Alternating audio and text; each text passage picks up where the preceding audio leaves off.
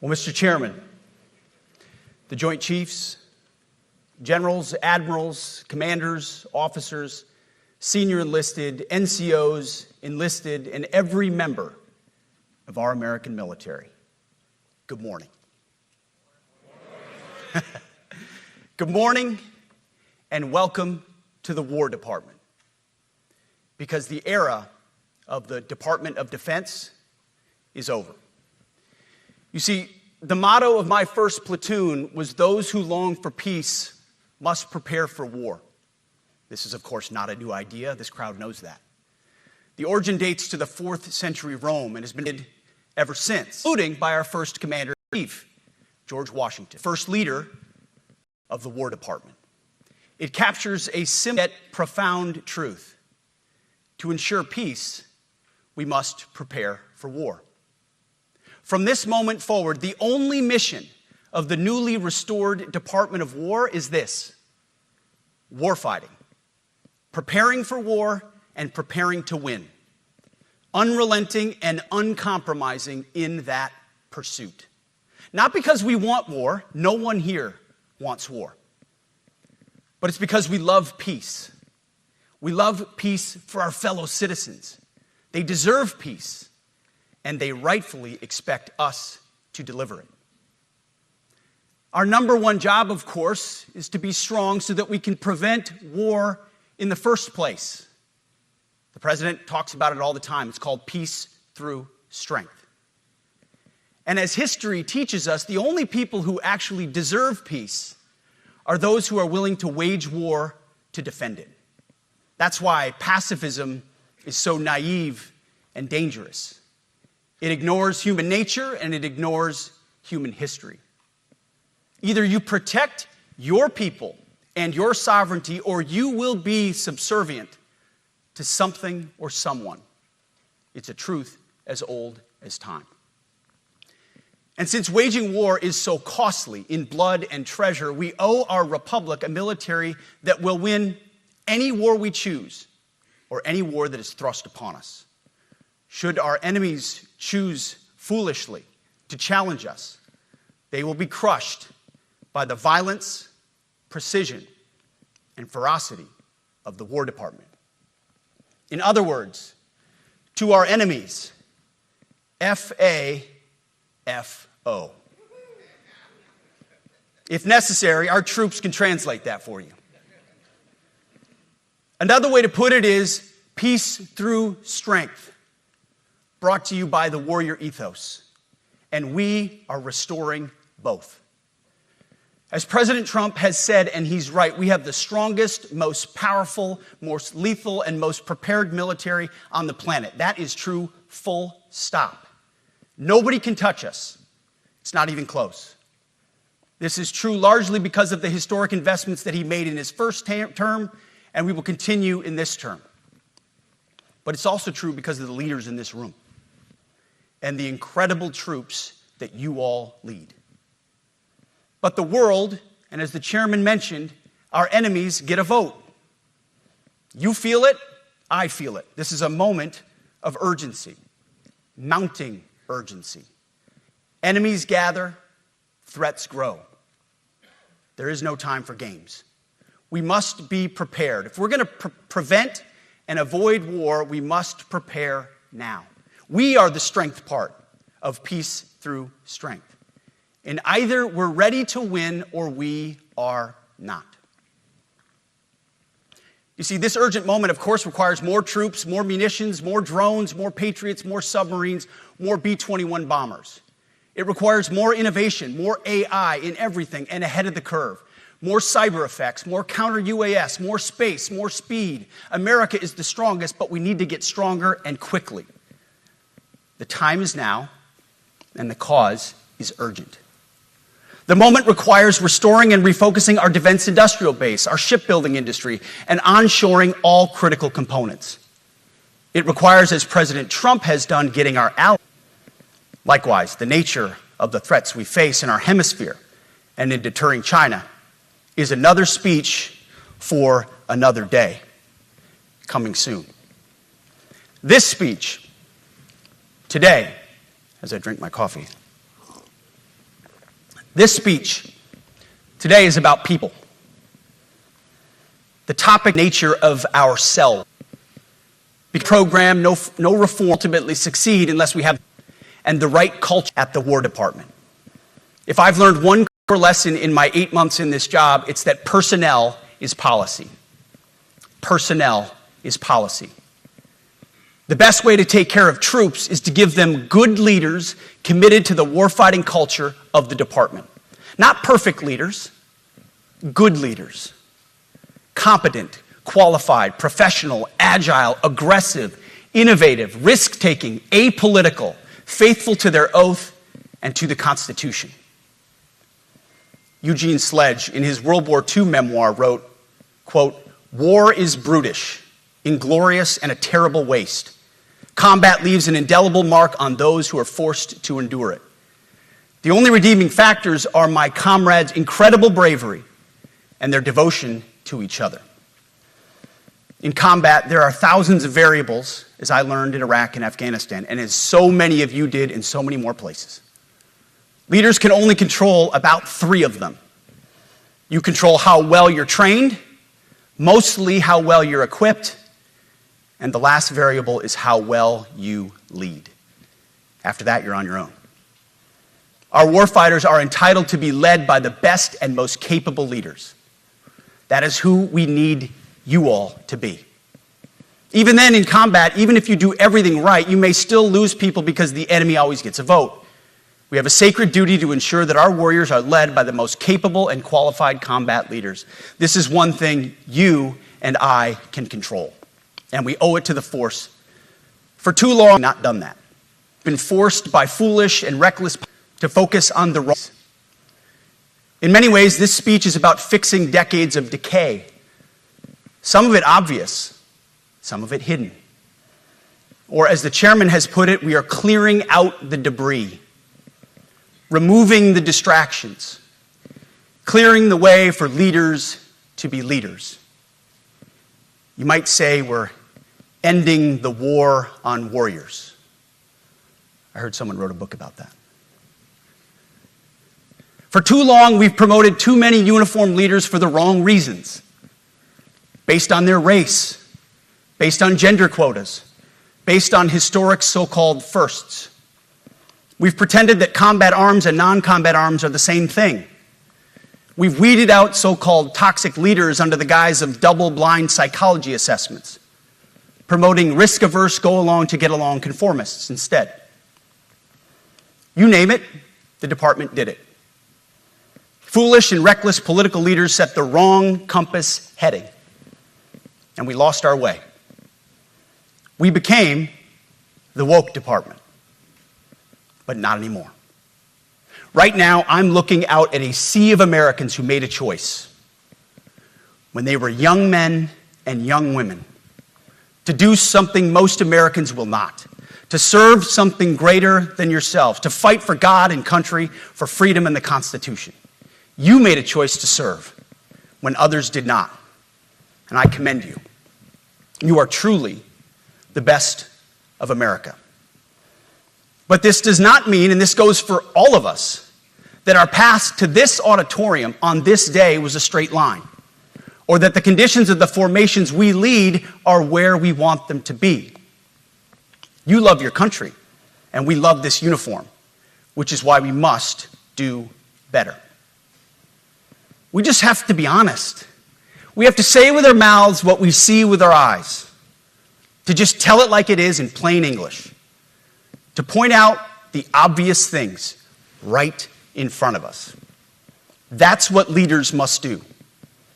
We cannot go another day without directly addressing the plank in our own eye, without addressing the problems in our own commands and in our own formations. This administration has done a great deal from day one to remove the social justice, politically correct, and toxic ideological garbage that had infected our department, to rip out the politics. No more identity months, DEI offices, dudes in dresses. No more climate change worship. No more division, distraction, or gender delusions. No more debris.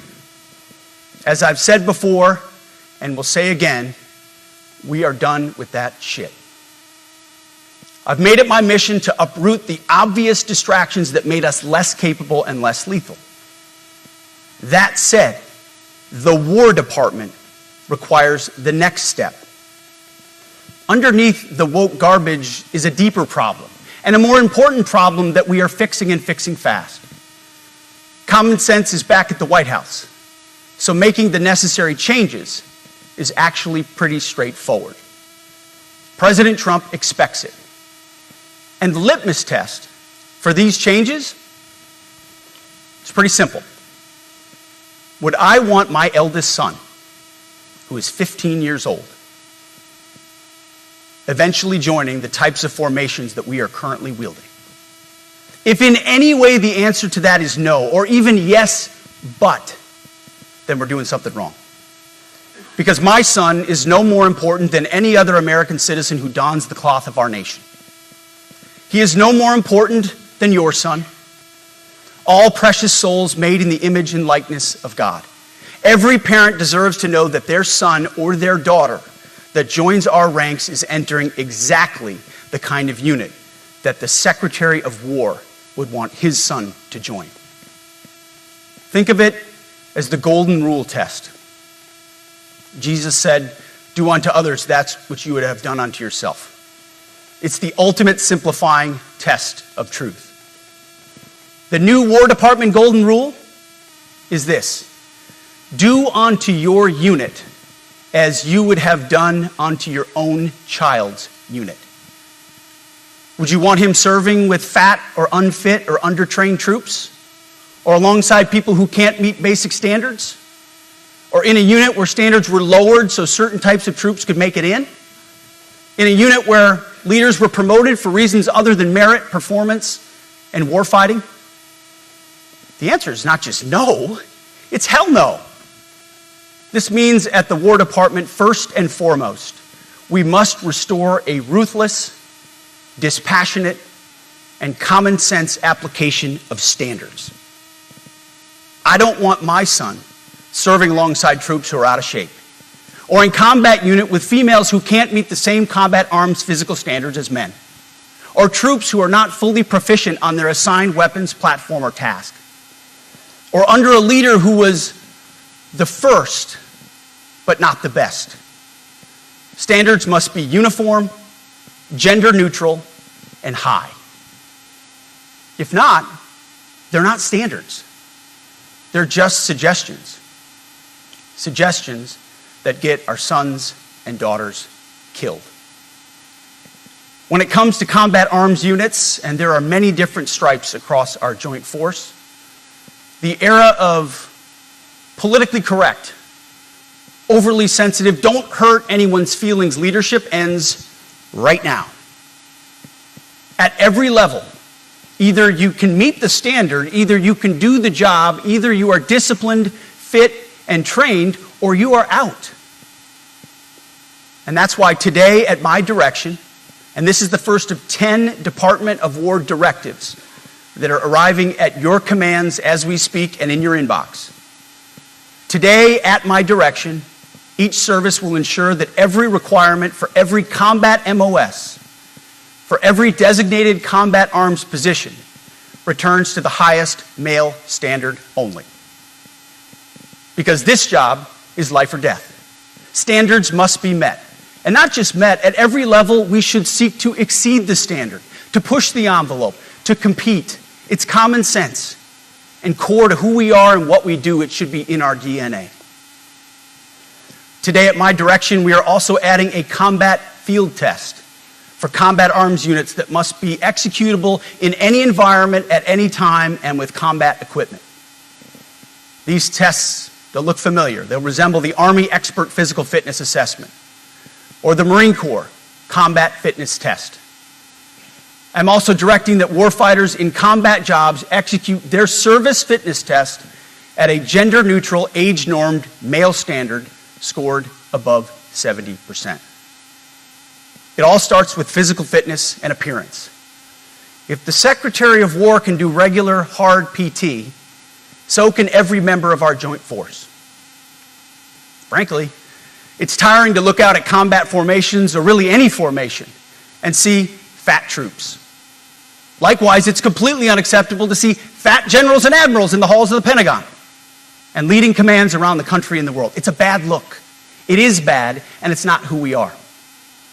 So whether you're an airborne ranger or a chairborne ranger, a brand new private or a 4-star general, you need to meet the height and weight standards and pass your PT test. And as the chairman said, yes, there is no PT test. But today, at my direction, every member of the joint force at every rank is required to take a PT test twice a year, as well as meet height and weight requirements twice a year, every year of service. Also today, at my direction, every warrior across our joint force is required to do PT every duty day. Should be common sense. I mean, most units do that already, but we're codifying it. And we're not talking like hot yoga and stretching. Real hard PT, either as a unit or as an individual. At every level, from the Joint Chiefs to everyone in this room to the youngest private, leaders set the standard. And so many of you do this already. Active, Guard, and Reserve. This also means grooming standards. No more beards, long hair, superficial individual expression. We're going to cut our hair, shave our beards, and adhere to standards. Because it's like the broken windows theory of policing. It's like when you let the small stuff go, the big stuff eventually goes. So you have to address the small stuff. This is on duty, in the field, and in the rear. If you want a beard, you can join Special Forces. If not, then shave. We don't have a military full of Nordic pagans. But unfortunately, we have had leaders who either refuse to call BS and enforce standards, or leaders who felt like they were not allowed to enforce standards. Both are unacceptable. And that's why today, at my direction, the era of unprofessional appearance is over. No more beardos. The era of rampant and ridiculous shaving profiles is done.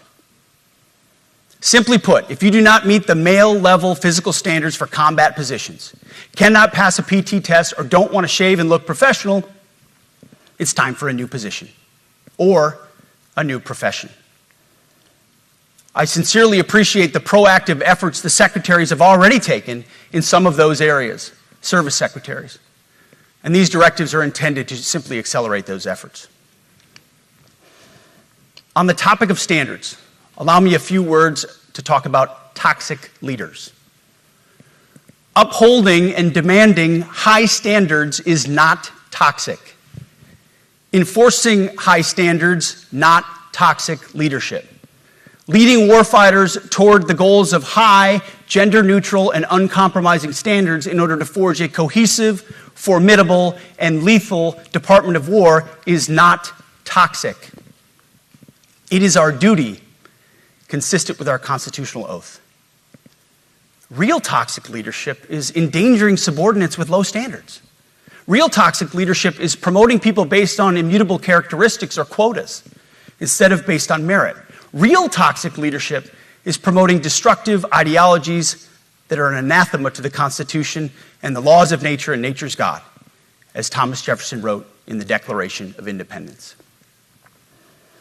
The definition of toxic has been turned upside down, and we're correcting that. That's why today, at my direction, we're undertaking a full review of the department's definitions of so-called toxic leadership, bullying, and hazing, to empower leaders to enforce standards without fear of retribution or second guessing. Of course, you can't do like nasty bullying and hazing. We're talking about words like bullying and hazing and toxic. They've been weaponized and bastardized inside our formations, undercutting commanders and NCOs. No more. Setting, achieving, and maintaining high standards is what you all do. And if that makes me toxic, then so be it. Second, today at our direction, we're ensuring that every service, every unit, every schoolhouse, and every form of professional military education conduct an immediate review of their standards. Now, we've done this in many places already, but today it goes across the entire Department of War. Any place where tried and true physical standards were altered, especially since 2015 when combat arms standards were changed to ensure females could qualify, must be returned to their original standard. Other standards have been manipulated to hit racial quotas as well, which is just as unacceptable. This too must end. Merit only. The president talks about it all the time, merit-based. Here are two basic frameworks I urge you to pursue in this process. Standards I call, my staff's heard all about them. The 1990 test is simple. What were the military standards in 1990? And if they have changed, tell me why. Was it a necessary change based on the evolving landscape of combat?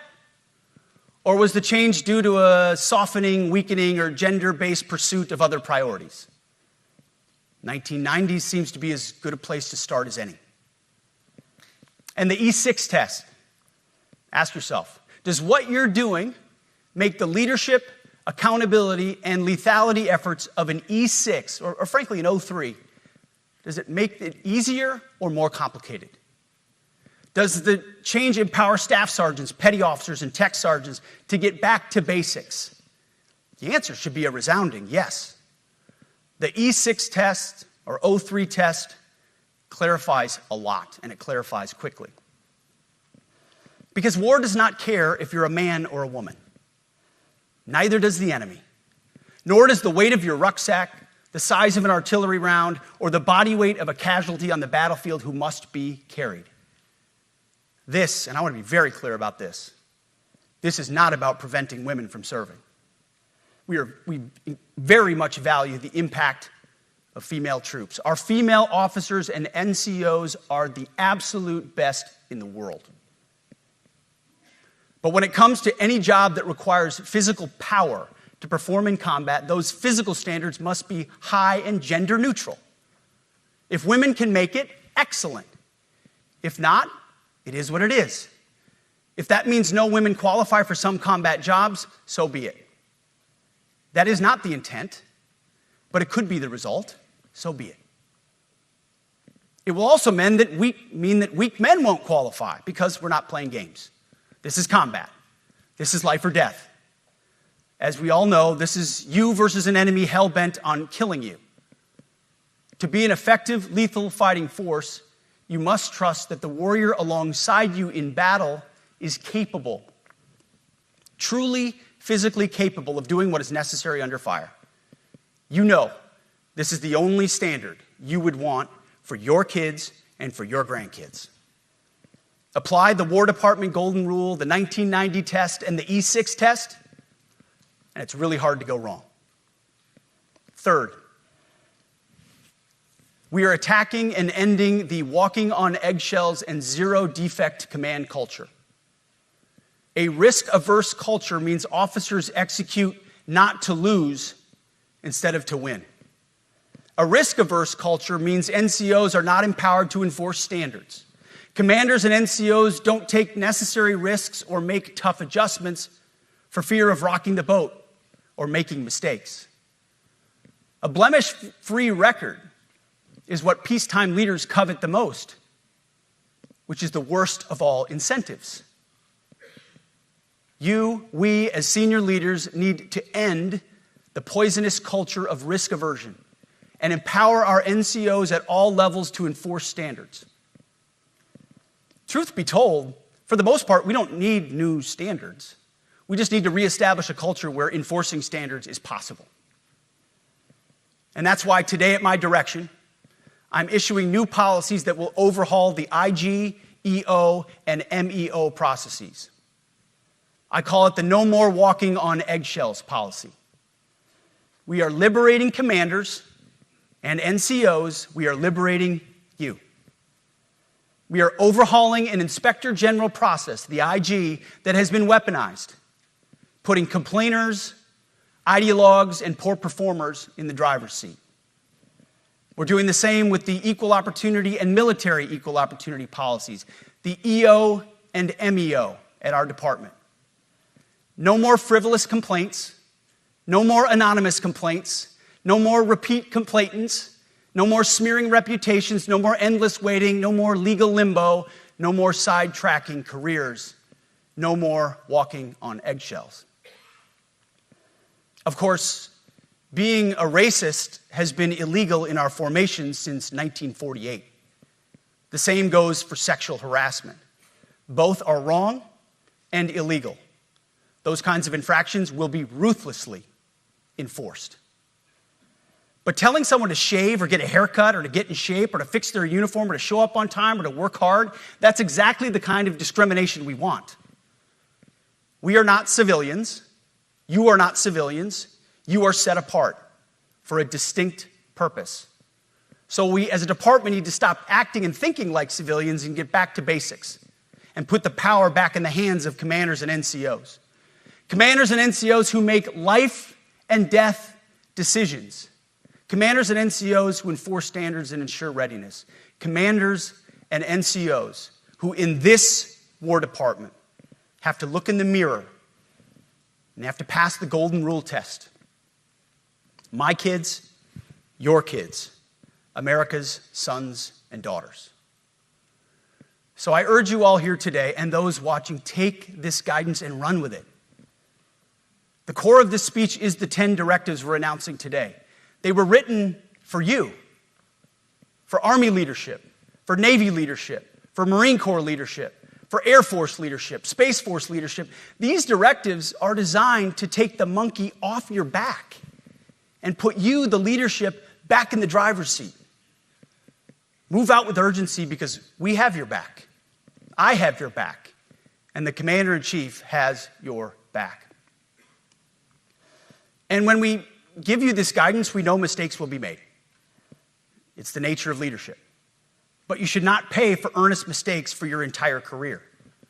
And that's why today, at my direction, we're making changes to the retention of adverse information on personnel records that will allow leaders with forgivable, earnest, or minor infractions to not be encumbered by those infractions in perpetuity. People make honest mistakes, and our mistakes should not define an entire career. Otherwise, we only try not to make mistakes, and that's not the business we're in. We need risk takers and aggressive leaders and a culture that supports you. Fourth, at the War Department, promotions across the Joint Force will be based on one thing: merit.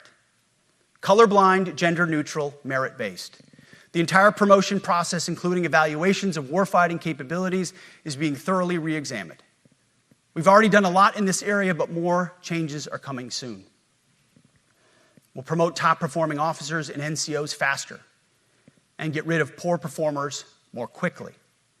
Evaluations, education, and field exercises will become real evaluations, not box checks, for every one of us at every level. These same reforms happened before World War II as well. General George Marshall and Secretary of War Henry Stimson did the same thing. And we won a world war because of it. As it happens, when he started the job, Chairman Kane gave me a frame and a photo to hang in my office. A matching frame and photo hangs in his. It's a photo of Marshall and Stimson preparing for World War II. Those two leaders famously kept the door open between their offices for the entirety of the war. They worked together, civilian and uniform, every single day. Chairman Kane and I do the same. There is no daylight between us. Our doors are always open. Our job together is to ensure our military is led by the very best, ready to answer the nation's call. Fifth, as you have seen, and the media has obsessed over, I have fired a number of senior officers since taking over. The previous chairman, other members of the Joint Chiefs, combatant commanders, and other commanders. The rationale for me has been straightforward.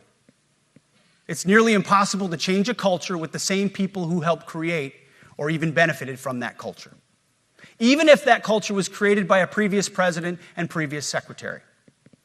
My approach has been simple. When in doubt, assess the situation, follow your gut, and if it's the best for the military, make a change. We all serve at the pleasure of the president every single day. But in many ways, it's not their fault. It's not your fault. As foolish and reckless as the woke department was, those officers were following elected political leadership. An entire generation of generals and admirals were told that they must parrot the insane fallacy that, quote, our diversity is our strength. Of course, we know our unity is our strength. They had to put out dizzying DEI and LGBTQI+ statements. They were told females and males are the same thing, or that males who think they're females is totally normal. They were told that we need a green fleet and electric tanks. They were told to kick out Americans who refuse an emergency vaccine. They followed civilian policies set by foolish and reckless political leaders.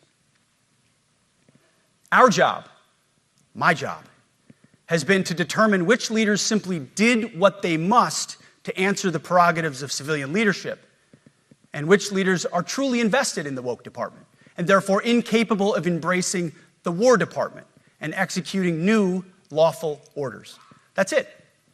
It's that simple. So for the past 8 months, we've gotten a good look under the hood of our officer corps. We've done our best to thoroughly assess the human terrain. We've had to make trade-offs and some difficult decisions. It's more of an art than a science. We have been and will continue to be judicious, but also expeditious. The new compass heading is clear. Out with the Shirellis, the Mackenzies, and the Millies, and in with the Stockdales, the Schwarzkopfs, and the Pattons. More leadership changes will be made, of that I'm certain. Not because we want to, but because we must. Once again, this is life and death. The sooner we have the right people, the sooner we can advance the right policies. Personnel is policy. But I look out at this group, and I see great Americans. Leaders who have given decades to our great republic, at great sacrifice to yourselves and to your families. But if the words I'm speaking today are making your heart sink, then you should do the honorable thing and resign. We would thank you for your service. But I suspect, I know, the overwhelming majority of you feel the opposite. These words make your hearts full. You love the War Department because you love what you do, the profession of arms. You are hereby liberated to be an apolitical, hard-charging, no-nonsense, constitutional leader that you joined the military to be. We need you locked in on the M, not the D, the E, or the I, not the DEI or the DIE of dime. By that I mean the M, military, of the instruments of national power.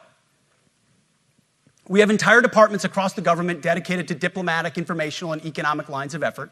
We do the M. Nobody else does.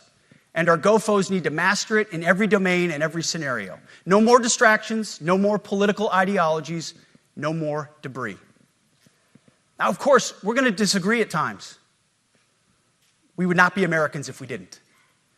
Being a leader in a large organization like ours means having frank conversations and differences of opinion. You will win some arguments, and you will lose some arguments. But when civilian leaders issue lawful orders, we execute. We are professionals in the profession of arms. Our entire constitutional system is predicated upon this understanding. Now, it seems like a small thing, but it's not. This includes as well the behavior of our troops online.